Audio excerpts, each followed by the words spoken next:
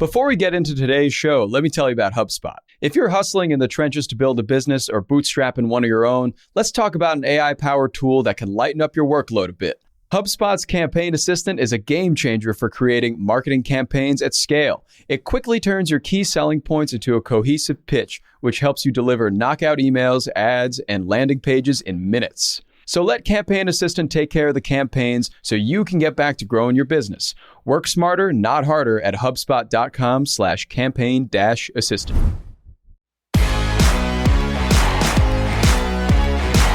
Howdy folks, it is Monday, December 5th. I'm Jacob Cohen, and you are listening to The Hustle Daily Show.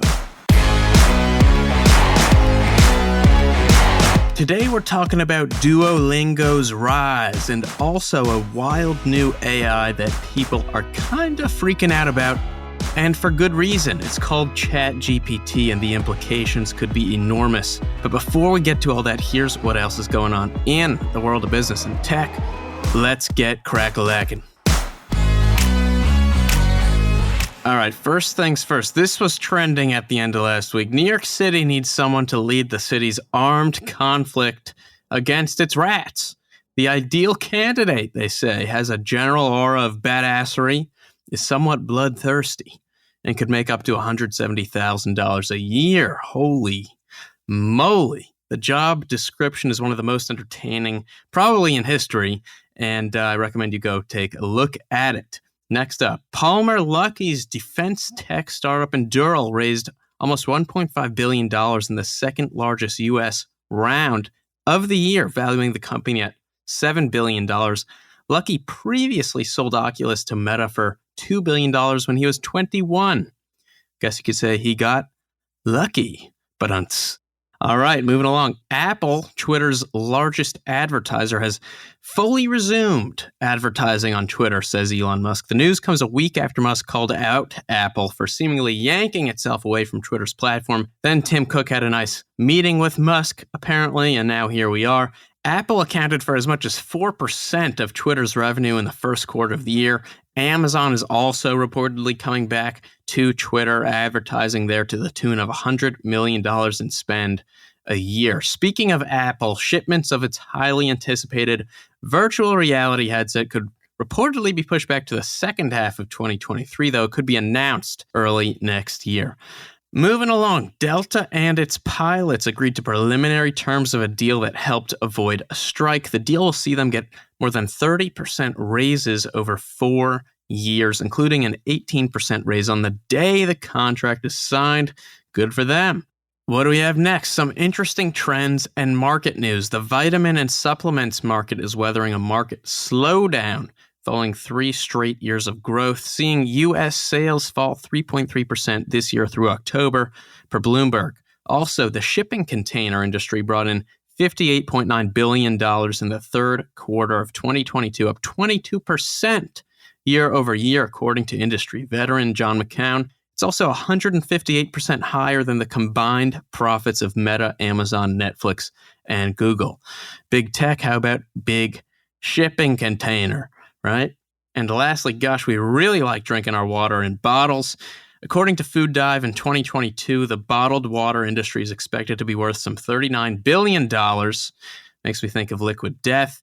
Americans drank some 47 gallons of bottled water each in 2021, and that consumption was up 4.7% last year, year over year. In other news, the Pentagon on Friday showed off its new stealth bomber, the B-21.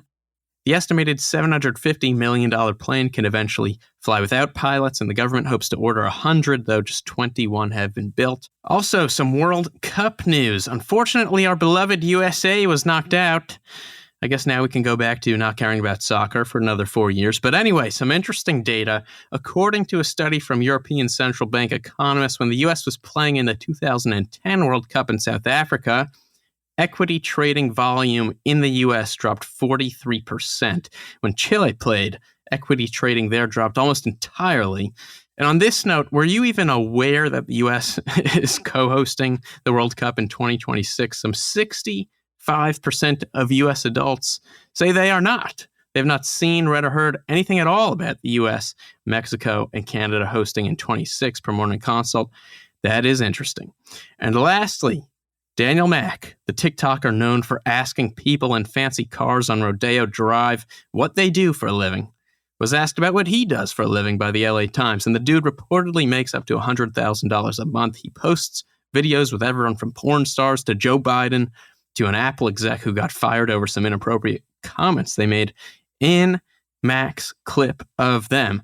And that has got to suck. All right, now let's talk Duolingo.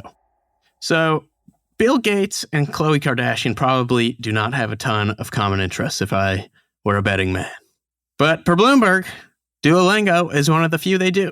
And it's something that a lot of other people are interested in and use as well. Launched in 2012, the gamified language learning app has transformed from a PhD project into a 500-person public company now on a mission to make profits. Interestingly, here's an interesting piece of Duolingo history. Despite boasting millions of users by 2015, the company was bringing in just $400,000 in revenue that year. But after bringing in more and more VC money, notching a $500 million valuation in 2016, it was pushed to launch some revenue-generating features and eventually launched a subscription version in 2017, which is when revenue began rocketing. The app, which views sites like TikTok and Netflix as its competition, not something like Rosetta Stone, which, by the way, remember those old Rosetta Stone commercials, infomercials? Those were really something. We've come a long way since then. Duolingo now boasts nearly 15 million daily users, up 51% year over year, and 3.7 million paid subscribers. And barring any unexpected fiscal blowback over its highly controversial redesign, which people really, and I mean really, really hate, revenue this year is projected to surpass $365 million, up 45% year over year. The company is now expanding through in-app purchases, new subjects like reading and math, and a $49 online English test accepted at more than 4,000 institutions. It made them $25 million last year. All right, and for the last bit today, I want to touch on a new technology that people have really lost their minds over the last few days. It's called ChatGPT, and it comes from the folks over at OpenAI. We've spoken about them before, we've written pieces on them before about some of the really cool tools they've built. They basically trained an AI model with absurd amounts of textual data from across the internet, and that functionally feels like a conversational kind of Google search, except that it can actually do some things for you as a person might be able to do. So for instance, ask it to provide a recipe for a smoked brisket, and bam, it types out a recipe. Or ask it to tell a joke about a smoked brisket in the style of Jerry Seinfeld, and boom, it does it. But then things get even more complex. Ask it to write the script of a scene from Seinfeld about a brisket, and it does it in seconds, and it's pretty accurate too. I just did this, and it spelled out a scene in which Jerry's upset because the brisket he orders at a restaurant is dry. So ChatGPT can do all this and write out essays, lines of code, songs, and more quickly and many times seemingly very well. It's not 100% accurate. It sometimes writes smart sounding but incorrect or kind of ridiculous answers, and it's not crawling the internet in real time. So while it can potentially write a 10-paragraph essay on the founding of America for an 8th grader's homework assignment, it can't give you the score of, say, the Giants game yesterday. And the implications are pretty wild. Most people think that at the very least, tools like this will give humans kind of superpowers and, yes, replace some tasks that humans do, but for the most part work as like an autocomplete for our lives, improving efficiency and productivity, giving us more time to focus on impactful decisions and creative work. But others wonder whether a tool like this will enable infinite and custom kind of content creation and diminish the need, value, and even connection that comes with today's creative work. For instance, I asked ChatGPT to write the premise for a new Harry Potter book, and it did. So what's to say that it's not far off from just writing another Harry Potter book, but one to my exact liking, or another completely different one to your liking? And wouldn't that be sad if everyone just had their own Harry Potter book instead of us all enjoying the shared experience of reading the same one? So this is one of the implications that people are thinking about with this tool. And some others even think that this tool, ChatGPT, is already more useful than Google. Taking our previous example, searching for a brisket recipe on Google will give you thousands of spammy, ad-bloated results, whereas ChatGPT just gives you a recipe. So instead of a destination to help you find an answer like Google, it's a destination to literally give you an answer. It can be both hilarious, scary, and super useful at the same time. And I recommend you go give it a try. You can look up ChatGPT online. Let us know what you think. And if you make any interesting findings, be sure to let us know. And bada bing, bada boom. That's going to do it for us today. Thanks for tuning in to the Hustle Daily Show. We're a proud part of the HubSpot Podcast Network. Our editor today is Ezra Trupiano. Our executive producer is Darren Clark. We've got a lot more tech and business coverage in our newsletter. If you are not subscribed, I don't know what you're doing. Go get yourself signed up at thehustle.co/email. Have a great Monday. We'll see you bright and early tomorrow.